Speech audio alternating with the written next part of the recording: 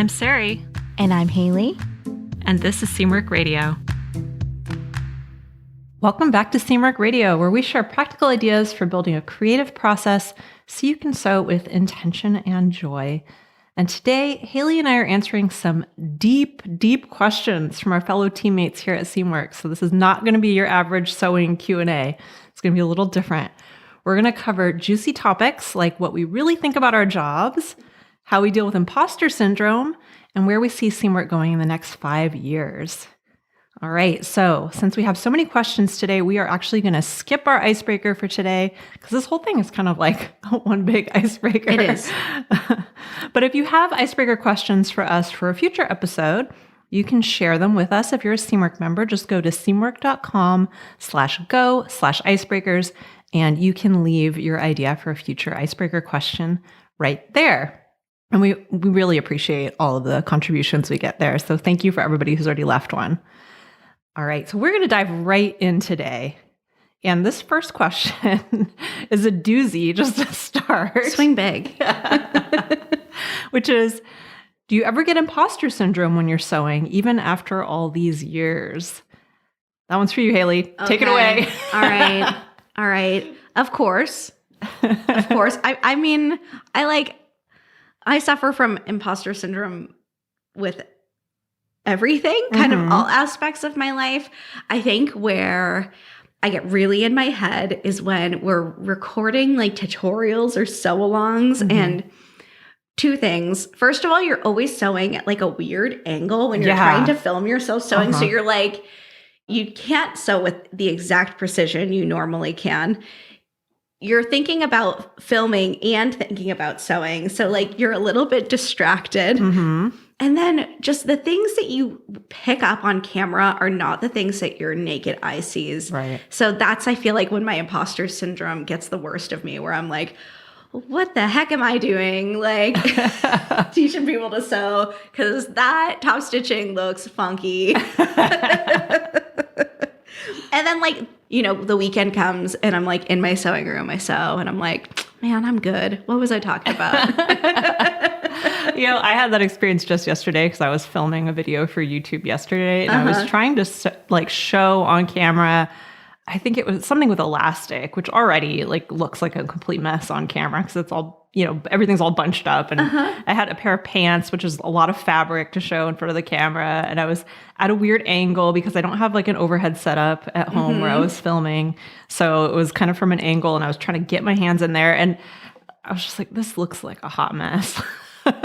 Yeah, when you're trying to like sew on camera, your head is always in the way. So you're always like craning your head so you can like kind of see what you're doing. Yeah. And I feel like it just activates imposter syndrome in me instantly. Well, that's understandable. I think for me, I kind of have this idea, this theory that I don't think imposter syndrome is really a syndrome. I think everybody experiences it. So of course, yeah. Like it's just a natural state of, let's say a natural state of being, like we're all walking around like this all the time. But it's something that I think everybody deals with a lot of the time. There's this really great article, I think it was in the Atlantic, maybe. We can put it in the show notes, by Oliver Berkman called Everybody is Just Winging It All the Time. It's from many years ago, but he talks about how these people in these really high level professions, like in politics and people that you think have their act together, are just figuring it out as they go, just like the rest of us, and just making things up all the time. And I think that's just how a lot of stuff goes, and it just looks different from the outside. Yeah, totally. So I don't really consider it a syndrome, and I find that really helpful because when I experience it, I just recognize that it's just normal. That's just how everybody feels from time to time.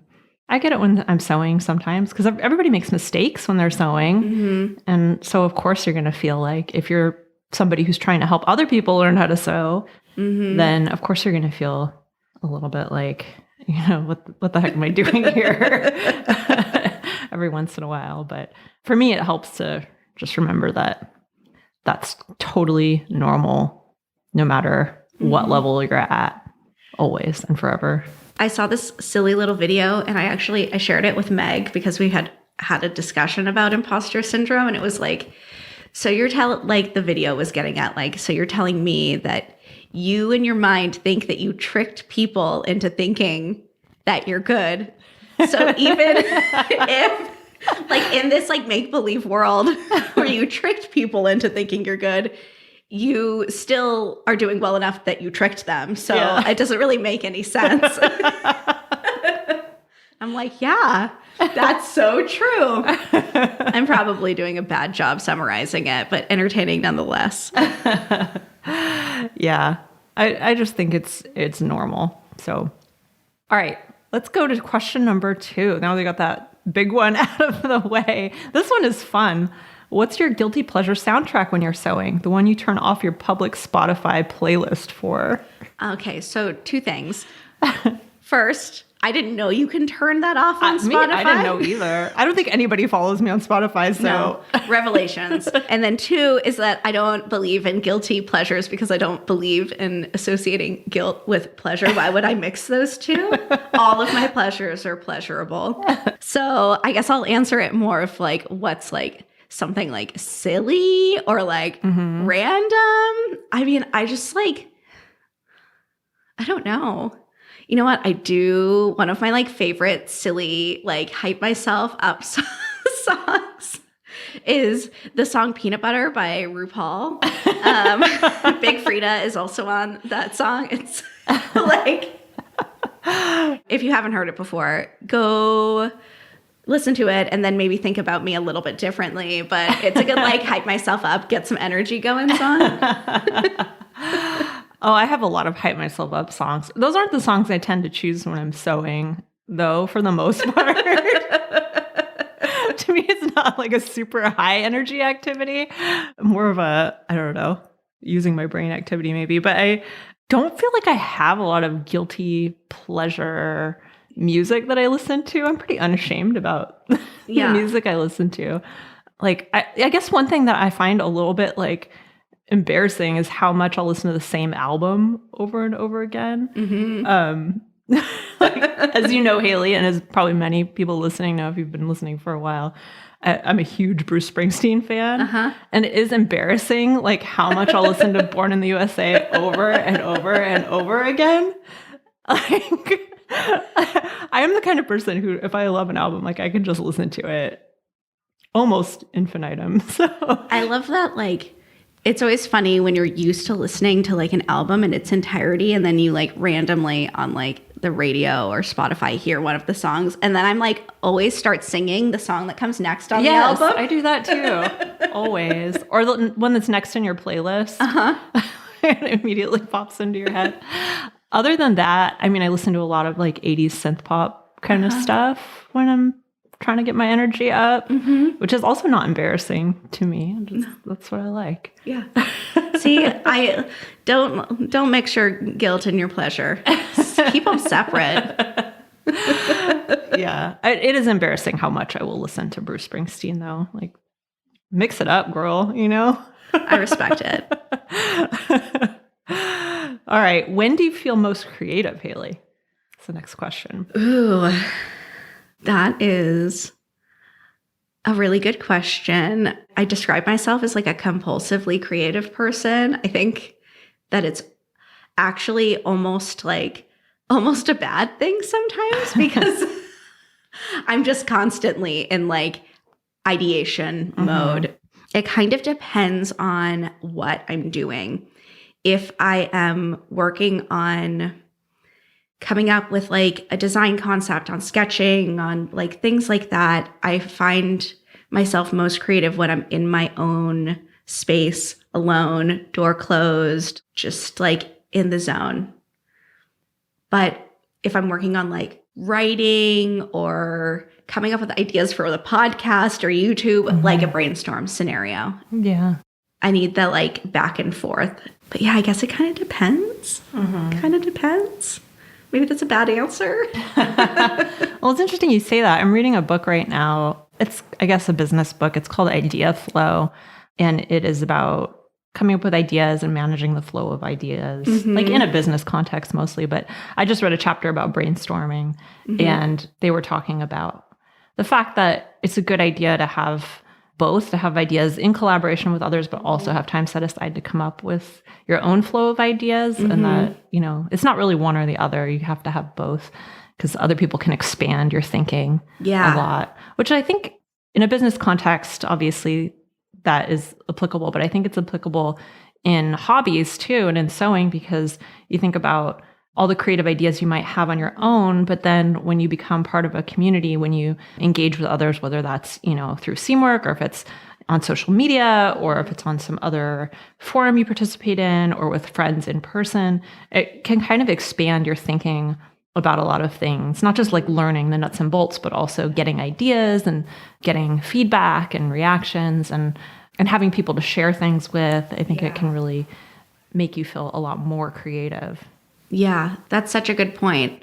You know what I forgot to mention is shower. I'm really creative in the shower, and I'm really creative in the morning. I always drive Charlie to daycare, and when I'm driving back home, I always have really good ideas, and sometimes I'll dictate them to my phone and send them as a message to like whoever sometimes it's an idea for me. Sometimes it's an idea for someone else. Yeah. And so Meg in particular is used to getting these just really long messages from me about, I have this idea for a YouTube video. I don't use that feature as much as I would like, but I downloaded an app that I cannot remember the name of right now, but I'll put it in the show notes too once I look at my phone. But it's an app for taking voice memos like that, and then you can make kind of like outlines of them within the app, so you can like put ideas together that you have at different times, and even maps them like so it's attached to where you were at that point in time. It's kind of interesting. I've used it a little bit, not a lot, but I think it's really important to have a place to put things when they come to you, because I find that ideas will just leave my head if I don't write them down. Yeah.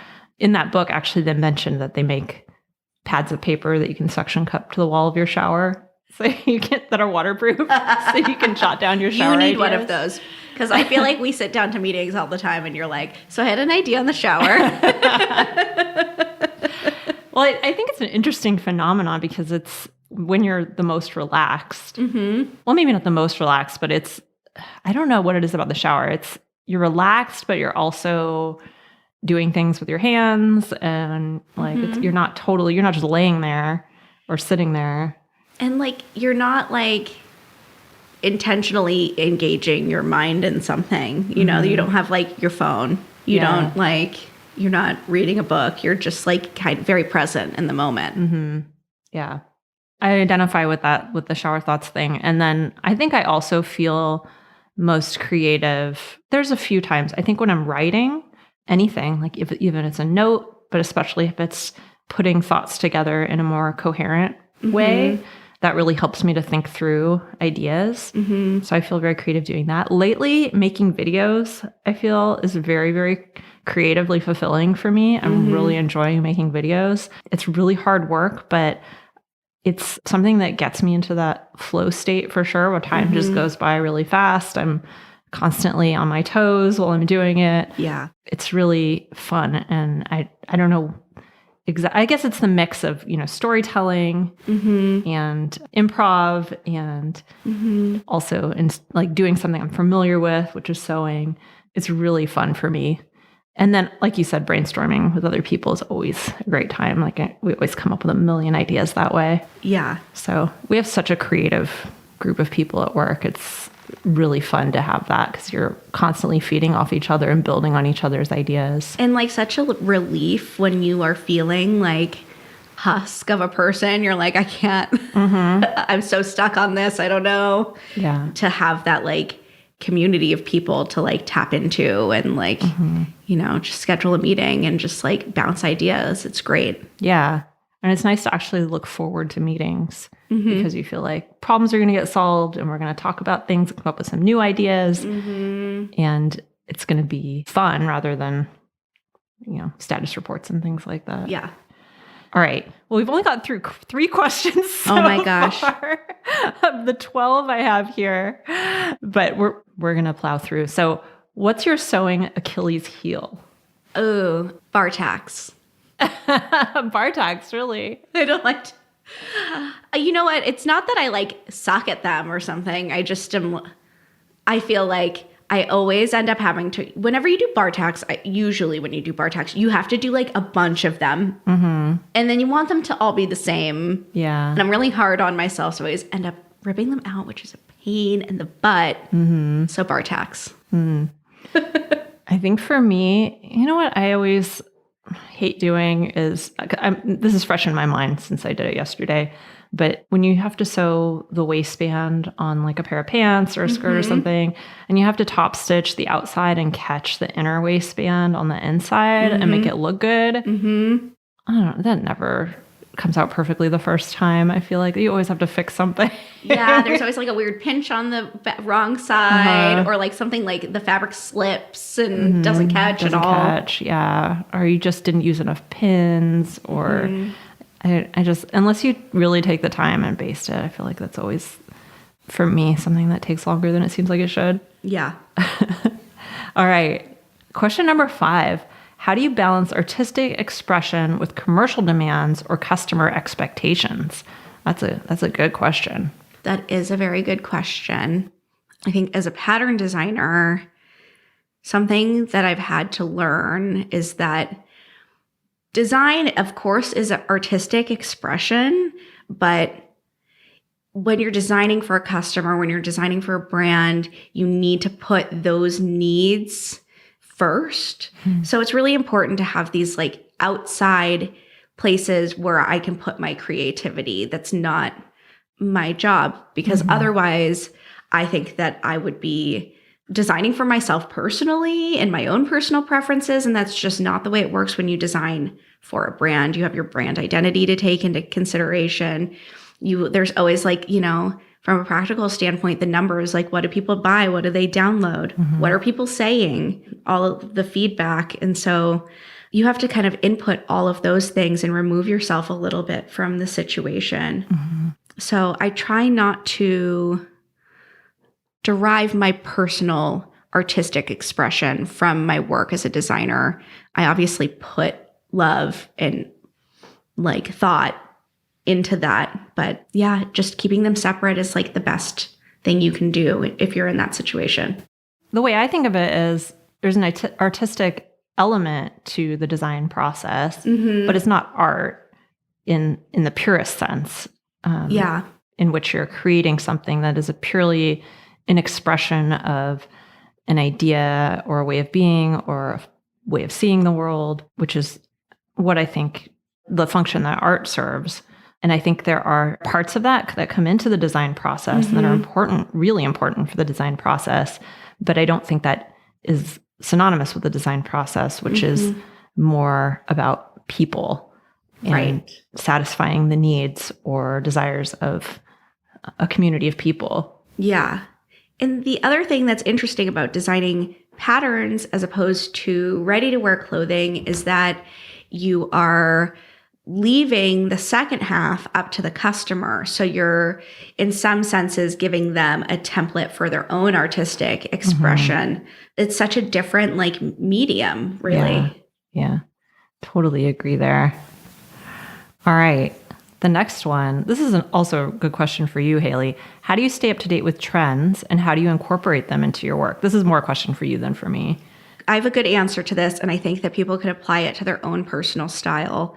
So how I stay up to date on trends is that, of course, I look at what's in like ready to wear, but I think it's really important to look at like the higher end stuff. Fashion has a trickle down effect. So if you're looking what's on runways or in high end clothing stores, that's where trends trickle down into first. You have to like look at it with this really wide lens and see what the themes are. Of course, there's like forecasting companies. You can spend a lot of money and like see what they're going to say the big trends are. But a lot of times you're looking at runway stuff and you're like, this is not relatable. This is, I can't imagine wearing this, but it's elements and details that trickle down in fabrics and colors, of course. So trying to like look at that stuff with like a wide lens with no judgment and just noticing the patterns that you see. So that could be like pleats, blouses with yokes, big exaggerated collars. That's how I stay on top of trends. It's just kind of a constant thing that I have to engage with. And then how to incorporate them is that when you're working for a brand, you have to know and be very dedicated and intimately acquainted with the brand identity, because everything is going to be filtered through that. And if you do that, then you're able to cherry pick the trends that make the most sense. So Seamwork has, I would say that our like design lens is, it's like practical. It's something that you can reach for every day, but there's a softness and a femininity to it. There's small special details that make the everyday feel special. So it's not big and bold. It's not over the top. I think that there's a subtlety to it. So when I see a trend that aligns with that, then I know that that's something that we have to jump on and may have a really good home in our catalog. Mm-hmm. And like you were saying about patterns versus ready to wear, it also has to be something that can be taken in a lot of different directions. Totally. So that people can use it as a tool to express themselves and not have it just be this kind of monolithic thing that you, like a trend that's just out there in the world and you have to incorporate into your wardrobe, but something that you can interpret in your own way. Yeah, totally. And I think that the way you can incorporate this into your own life is that honing in on your own sense of personal identity and personal style helps you to decide when you see a trend and you think it's really exciting and fun, whether that's for you or that's just fun for someone else. Yeah. Yeah. That can be hard sometimes. I find it difficult sometimes to differentiate. And I feel like I have a pretty strong sense of my own style. And I'm not that influenced by trends, except for, maybe like larger trends that last for years, but not so much like the season to season trends for me. But even then, sometimes I'm like, well, do I just like this because I'm seeing it everywhere right now? Or is this something that really is true to my own style? And that can be tricky sometimes. What is the hardest part of your job? I would say the hardest part of my job as a designer, maybe this will be a controversial opinion. Eric and I talk about this a lot. My husband is an architect, so he works in design as well, is that creative work and the work of a designer, it seems like it's one of those things that everyone thinks they can do better than you. Oh, yeah. People have really big opinions about it. You have to develop kind of a thick skin for it and have a good understanding that people's opinions are just that. They're opinions, and I have one and you have one and everyone has one. So I think that can be the most kind of like emotionally draining, because sometimes it can feel like everyone's pointing a finger at you saying you're not good at your job. And I don't think that's like the case for a lot of things. I wouldn't I'm trying to think of like a good example of this. I wouldn't go to the bookkeeper and be like, no. Maybe that's just me though. Maybe some people do that. I might do that. I would do that. I think that like I tend to respect people's professional opinions of things. So I think that can be a little bit wearing, but I've learned to cope and it doesn't really bug me as much as it used to. Well, how do you handle that when you specifically are asking for feedback? Because in that case, it must be hard to pull apart, like what is just somebody's random opinion based on their own preferences versus what is, a good point that might apply to more people. I think that the way I pull that apart is when I'm seeking feedback, I actually have like a very thick skin for feedback.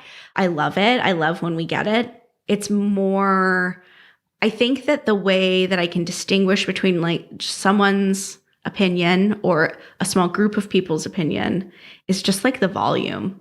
And I do keep track of all of that kind of stuff. So if I'm seeing the same thing over and over and over, I'm like, okay, this has weight to it. But if like one person on Instagram is like, I would never wear that. That's the most unflattering thing I've ever seen. What are you thinking? I'm like, okay, obviously they're having big feelings about this. And that's okay. They're entitled to those big feelings. So it's usually like the volume of it. And I try to look at it like objectively as I can and pull out, what is that, even in that moment where I'm like, this person's having big feelings, what is she mean by unflattering Mm-hmm. and like trying to get to the root of what they're saying. Yeah. Look past the insult. Yeah. Well, I wondered also within the team, because you're always asking for feedback on designs within the team. We're always having, sessions on that. And I hear a lot of differing opinions in those meetings, which is great, but it must be hard to kind of sort through Yeah. what is real. Well, not real. Everybody's opinions are real, but you know what I mean? I think that, again, going back to like the brand identity is like, okay, yes, I see what that person is saying, but maybe they have really different style than what our brand identity is. And that like, you have to use that as your North Star. And also people's opinions are weighted differently in different ways. If a pattern maker tells me that they think something is going to be like very challenging for people to fit or, for us to fit, then I take that quite seriously. Yeah. Yeah. I think when you're getting opinions and ideas from people in a context like that, it's so important to recognize that some people have more authority in certain areas than others. Some people are experts in one area, some people are experts in another area, and that not all opinions they're all important, but they're not equally weighted necessarily, depending on experience. I agree with that. I'm curious about you. What is the hardest part of your job? So one of the things that has changed in the last 6 months or so is that we hired Elke, who is she's basically our operations person. She's kind of my other half now at work and takes care of a lot of the things that I used to have to take care of. And that has taken a lot off of my shoulders in terms of my workload, but also emotionally off my shoulders, because I'm not flitting from project to project and meeting to meeting and never having time to think. So a lot of the stuff that used to be really hard for me has gone away in the last 6 months, which has freed me up to be a lot more creative and a lot more, I think, forward thinking about the future, which is awesome. I think the thing that I still struggle with sometimes is kind of like I have these big projects that I really love working on, like video stuff right now, or just thinking about the business and coming up with new ideas. But then there are a lot of still little tasks that people ask me to do throughout the week that are like, oh, I need some quick feedback on this, or I need you to write, a paragraph about this. And they're all really small things, but there's just a lot of them. So I feel like I'm disappointing people a lot of the time because it'll take me 2 weeks to do like a really basic thing that they asked me to do. Yeah. So I think that's the hardest part right now for me, is just kind of feeling like I'm constantly disappointing people or not doing what they're asking me to do. Yeah, that's a real thing. Well, if it makes you feel better, I'm always making people wait a long time. But I think people aren't really understanding about it, and I don't think they're actually disappointed. I think they know that they're asking me for something small, and I have a lot of other stuff going on.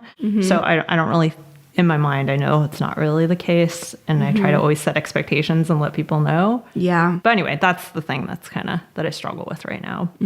How do you measure the success of your creative work? I think that the success of pattern design as creative work is that if people are able to take it and do really creative things of their own with it. If everybody's doing the exact same thing with it, then I feel like maybe a little bit less successful with it. So I love when our patterns are able to help people's like creative visions come to life. So that's how I measure it. Yeah. For me, I think it depends on how you define creative work. Yes. So there's a couple things. There's creative work as in my professional work. And then there's my creative work outside of the professional realm. And I think in my creative work in the professional realm within Seamwork, a couple things that combine for me, which are the quantitative and the qualitative. So the quantitative being the numbers. I'm a big numbers person, as you know, Haley. Yes, I have a lot of numbers I keep track of and lots of dashboards. And I use that to just gauge where things are at all times. And I think that's important, but I think the more important thing is to recognize the people behind the numbers and that this is just one way of looking at all the people that we're serving. And I think the qualitative part, which is getting feedback, hearing what people have to say, listening to suggestions, actively seeking out suggestions, not just like feedback, but just seeing what are people making? What are they enjoying? How do they feel about it? Those kinds of things. We do a lot in that area. And so I feel like those are the two tools that we use the most. But I think outside of work, I do a lot of creative things too, or what I consider creative things. And for that, I don't really, I guess in my mind, I don't really frame it in terms of success necessarily. But I guess if you were to use that word, it's more just about how it makes me feel. And, do I feel fulfilled doing this? Am I enjoying the process of doing it? Is it still expressing something that I feel needs to be expressed? Yeah. Like, I don't think creative work is always pleasurable. Sometimes it's hard and not fun to do necessarily. So it's not just about it being fun, but also about thinking about it in terms of psychological needs, I guess. Is it fulfilling the psychological needs I have for learning, for mastery, for growing, for self-expression? So that's kind of how I try to think about it. Yeah, I think for like your personal creative pursuits, for me at least, it's really important that I don't like hold a ruler to it. Like that I just let it ebb and flow and kind of blossom in the way that it wants to be, and focus more on my enjoyment and the things that I'm gaining when it's not enjoyable, like knowledge and all of that good stuff. Yeah. I think that's such a tricky balance though, because sometimes you need a little bit of a push for yourself or like a structure, like with my sewing lately, I'm finding that because I did the designer order process for the spring and I'm documenting it all on YouTube and trying to make videos of it every couple of weeks, like that, having that framework around it really motivates me to keep going. But there's a point at which it could become work and not feel fun anymore. So I think that's true in the outside of work context too, where sometimes it's helpful for me to have like, well, I have a weekly ritual of doing this, or but it's easy for that to become just another to-do item. So I think it's just a matter of checking in with yourself all the time. I agree. You have to see where you are in that moment and what you need. The same way you like listen to your body when you're hungry. Yeah. Right? You need to like all of those things. You kind of like need to listen, follow your heart. And that's a good metaphor. I was just telling Haley before we started recording that I feel hungry all the time lately. I just can't stop eating. And I'm not sure why, but I've been listening to it. I always tell Charlie, good job listening to your body, when she like needs to use the toilet or is hungry, and she tells me, and now she started telling me that too. She like catches me coming out of the bathroom or like eating something. She's like, good job listening to your body, Mom. Aww. I'm like, thank you. That's sweet.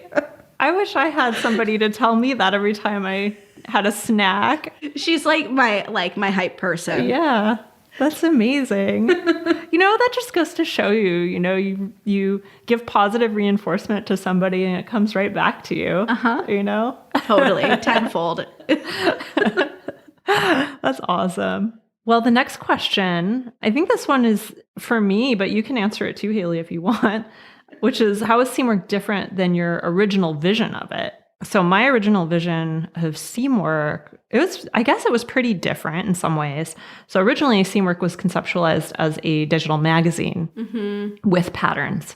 So I was thinking of, I don't know if this is even still around. I don't think so, but like the newsstand used to have Vogue pattern magazine, and it would just be basically like pictures of the patterns, which you could buy separately, I believe. And I guess that was sort of an idea I riffed on.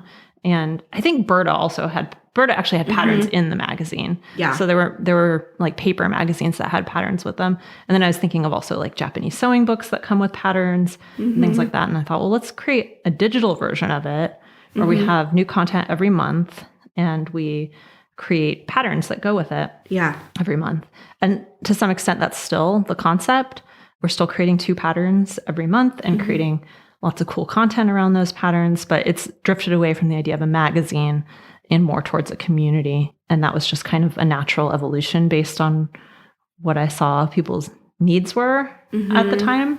We just made changes very gradually and brought in new features that we thought people would want. And it's become like this really vibrant community It's just this really awesome, self-sustaining, positive place where people can share their projects and talk to each other and get help and support and do things together related to sewing. So I think that's the main way that it's changed. So in some ways it's the same, in some ways it's different. Yeah. Yeah. That's how I think of the evolution of Seamwork as well, is that it used to be this like very like one-way thing that we were like, here is this product. And now it's just so much more of like a living thing that, you know, we have input from our community, we have the community aspect. It's just so much more like vibrant and living than it was before, than we could have imagined, I think, than I could have imagined. And it's interesting because one thing we talk about within the company is that a lot of people come to Seamwork because of the patterns. That's the reason they join, because it's a good deal and they want to do more sewing. They like the patterns, or maybe they want to join in with Design Your Wardrobe and design their wardrobe for a season. But it's usually that product aspect of it that people resonate with first. But then once they become part of Seamwork, once they get involved in the community, that's the part I think people are often the most excited about. Yeah, totally. And that is the most fulfilling for them. Yeah. That's not something I think people recognize always from the outside. If they're not, community is just the kind of thing you have to experience to really, for sure, really know. Okay, the next question might be hard to answer, or maybe not. But the next question is, has there been a life event that's shaped your work? Oh, well, I mean, there's like all of my life events have shaped my work.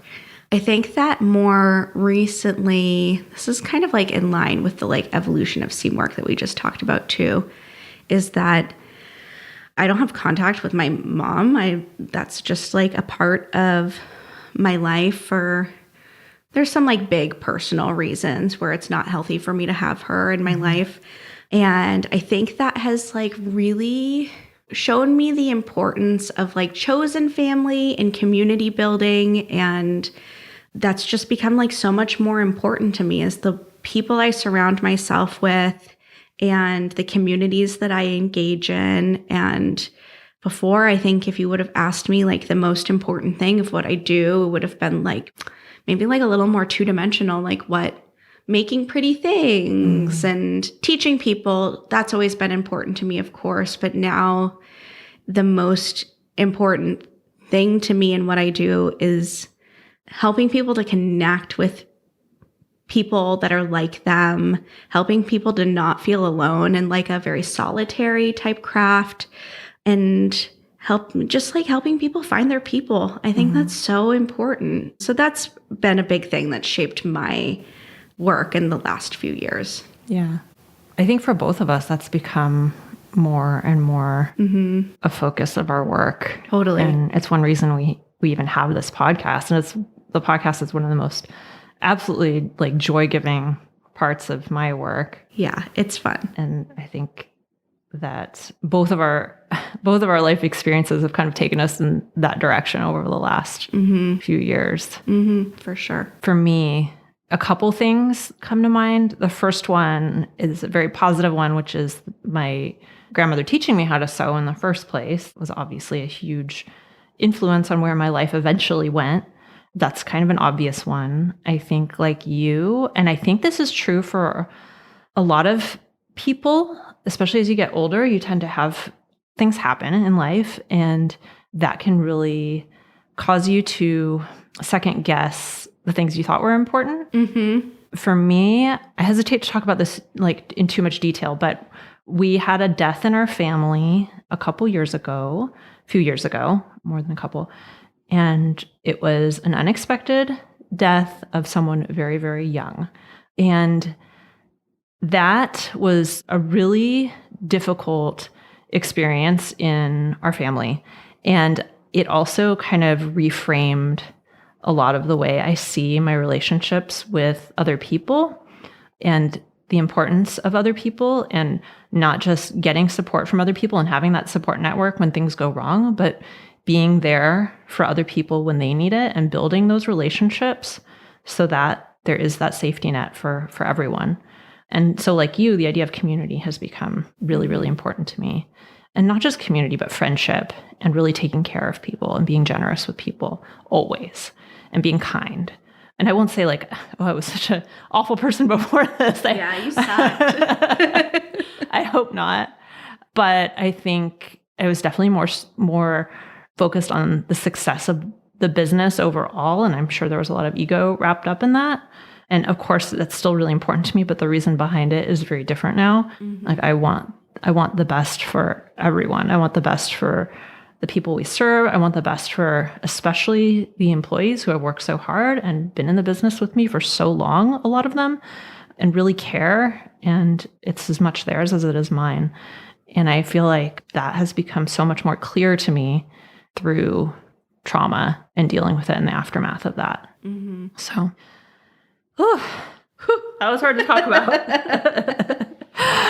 We're both sitting here with tears in our eyes. So sorry if our voices start cracking now. All right, we're going to switch gears. The next question, which is, Haley, do you still buy fast fashion? I have whiplash. Like, what? Now we're going to talk about H&M. Okay. On occasion I do. I don't like... I think that, fast fashion is what is accessible to so many people. So I try not to like villainize it. And I do occasionally indulge in fast fashion. Most of my fast fashion, I will say, is secondhand. But I do buy new sometimes. And I just like give myself permission to do that. Because first of all, I have a kid. I can't sew everything that they need. I also can't buy I just am not a money tree. I can't buy small for everything that she has. But yeah, I just think that it's recognizing that it's how you use fast fashion that's can be really problematic. And then respecting those garments once they are in your wardrobe and not treating them like they're disposable. I think that's how I try to approach it, at least. Yeah. And also buying things that, like you said, that aren't going to be treated as disposable, but that you believe that you're going to have for a long time, both in terms of quality and style. Because I feel like even within fast fashion, there's a huge difference in different garments. Some things are, quality's not bad, and sometimes it is. So I think that's something to take. I buy it occasionally, and it depends on how you define fast fashion. I'll buy T-shirts from Everlane, and I don't know. I guess that's kind of fast fashion. I know they have. We don't have to go into that, but I think the lines have blurred in the last 10 years between what is and what isn't. But like you, I buy a lot of secondhand stuff. I'd say most of my closet is either secondhand or made by me. And I think that's, it's a good way to kind of reuse stuff that would otherwise go to a landfill. So I feel okay about that. So I try not to, and I'm really trying to think a lot more about how much I actually need. And if I'm not willing to make something, there are things that I just don't make. I just buy them. I just buy jeans for the most part, although I am making the Chelsea jeans pretty soon. But for the most part, and I try to buy high quality stuff there, but I occasionally do indulge. So I'm kind of the same as you. And the last question, I know we're going kind of long on this one. This is the last question before we wrap up. Where do you see Seamwork 5 years from now? I'm interested to hear yours before I say mine. Is this a test? I would say, we've talked so much about the community aspect of Seamwork, and I really see that as the future of what we do, and just continuing to invest in that aspect of Seamwork as a brand. I think that more online events, in-person events, that kind of thing can really be the future of Seamwork and helping people in new and creative ways, helping people to find their people. Yeah, I agree with that. I think the community is only going to keep growing, and I think we have a lot of ideas for ways we can innovate in that area, which is really exciting. I think the other area that I see us growing in the next few years is just the kinds of content we're making. I mean, this podcast is a good example, but I think creating more personal and story-driven and really interesting, fun, different content where we're just being ourselves rather than always being the teacher, or which I think is fun too. But I think not always like having to play the expert and just being yourself sometimes and connecting with people on that human level is also really important to me. Yeah. Personally. So I see more of that in the next 5 years. Yeah. You know, I feel like there was a period in time where, I mean, I don't spend time on social media really, except for YouTube because I love YouTube. But there's definitely a period of time where I was like, I don't really want this company to be about me, and I don't want my face to be like what people think of when they think of the company, because it's not about me. And I still kind of feel that way a little bit, but I also, just like all the things we've been talking about, I also feel it's really important to have that human connection with people. And so that has changed a lot for me. And I see that kind of continuing to grow. Well, it's something you kind of have to model for people. If you want people to have, like, if you want to foster that connection through Seamwork, then there does feel like an obligation to like share that in some way with the world and connect with people on a mass scale. Yeah. And I think it's about finding what works for you.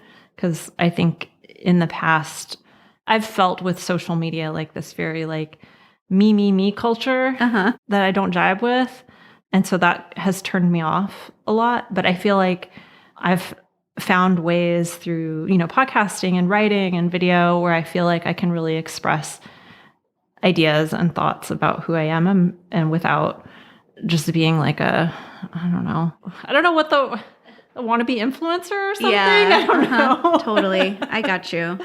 A selfie machine. I'm trying not to disparage anybody. Of course, who yeah. uses social media, because I think most people use it probably in a pretty healthy way, but you know, it's hard when you have a business, like finding that right line for yourself. Yeah. So I feel like I've finally found that, and I feel like that's going to be a really fun thing to keep growing in the company.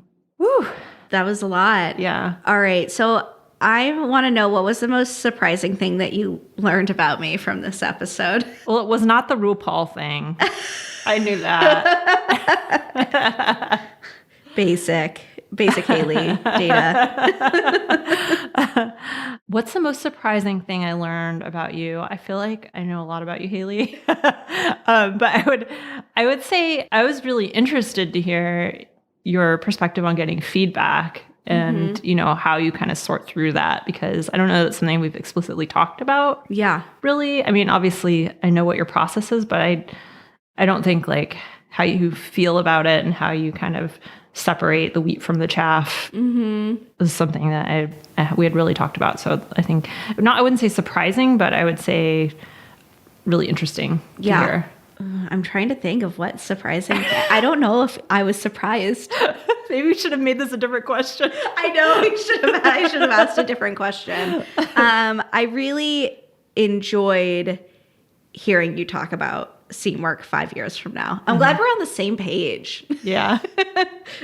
What if you had said it's going to be like a company that makes protein bars and workout videos or something like that? Yeah, we're going to get, like, help you get super swole. I would have been like, okay. I'll keep that as a side hustle. Let's talk about that later, Sarai. That is like one of, not making protein bars, but that would be like one of my, you know, you have these alternate careers in your head that like, well, if I hadn't done this, what would I have done? And I think like being a personal trainer would be kind of fun, like helping women get swole. I think that would have been really fun. That would be really cool. I would totally hire you. Well, if you just like have not gotten enough of all of these questions and you want to have some questions of your own, you should go check out our sewing quiz. It is a free quiz that you can take online on our website to learn what kind of sewist you are based on your unique goals and your personality. It helps you to identify what's most important to you about sewing right now, and it gives you lots of suggestions on what you should make or what you could learn. It only takes about 2 minutes and it's fun. I mean, who doesn't love a quiz? I love quizzes. You can find it at seamwork.com/quiz. And if you liked this episode, we would love if you left us a review. We have a review today from Stitch Zavi, and they write, Topics are super interesting and refreshing. I love the format. For an advanced beginner like me, it's really helpful. The icebreakers are so much fun. I'm glad you like the icebreakers, and I'm sorry that we skipped them today. Well, kind of, but we also sort of did an entire episode of icebreakers. Yeah, so I hope you really liked this episode. The reviews are great, and they help us to make sure that we're on track. We're making stuff that you like, and it helps other people to find us. So if you have time, write a review, give us a thumbs up, put some stars. You know the drill. You could also follow us on YouTube at Seamwork Video, on Instagram at Seamwork. And if you'd like to join Seamwork and become part of our private community that we talked a lot about today, plus get access to hundreds of sewing patterns and dozens of sew-along classes, podcast listeners get 50% off. That's a lifetime discount when you join at seamwork.com/go/podcast50. That is seamwork.com/go/podcast50. And we will also link that in the show notes. All right. Thank you for joining us this week and listening to all of our chit chat about these deep topics. Some of them not so deep, some of them deep. All right. I'm Sarai. And I'm Haley. And this is Seamwork Radio. Seamwork Radio is brought to you by the team at Seamwork. Seamwork's an online community that supports you in creating a wardrobe that feels right for you. When you join us at Seamwork, you become part of our private community of makers, and you also get access to monthly sew-along classes, a library of over 200 sewing patterns, and tons of great resources to help guide you through the sewing adventure that you choose. Podcast listeners can get half off a Seamwork Unlimited membership, which means you can download as many of those 200 plus patterns as you want at any time, and our community will be there to guide and support you. If you'd like to join us for half off, just visit seamwork.com/go/podcast50. You can also find us on Instagram at Seamwork or visit our YouTube channel, which is called Seamwork Video. We love hearing from you, so let us know if there's a topic or a personal story that you'd like us to cover. Thanks for listening to Seamwork Radio.